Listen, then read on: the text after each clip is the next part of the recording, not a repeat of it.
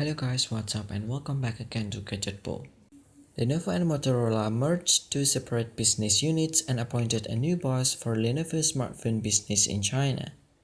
And now the group is already preparing a full-screen smartphone without notch, the Lenovo Z5. The latest news is that the first sample images taken with the Z5 are making the rounds.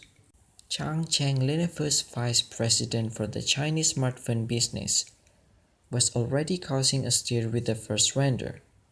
The image and the announcement to challenge Xiaomi and build a smartphone with a display that should occupy more than 95% of the front built a lot of excitement. The anticipation is now even higher because Chang Cheng has shared another image. Although the new image is just a drawing, the design already provides us with that "I gotta have it" feeling. The name of the smartphone can also be recognized on the concept drawing, Lenovo Z5. The concept drawing shows the enormous display on the front, but it doesn't show where the otherwise necessary components such as speakers, front camera and sensors could be installed on the front. Instead of an optical proximity sensor, the Lenovo Z5 used one with ultrasound technology. Xiaomi already uses one for the Mi Mix 2S.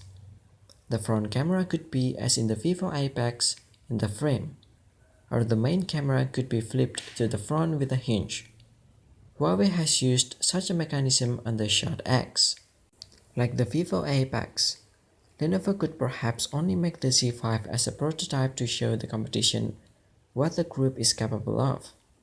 It will also be questionable whether it will actually be on the market, whether only in China or globally. One can only hope that Lenovo will actually build the Z5. But what do you guys think of this smartphone?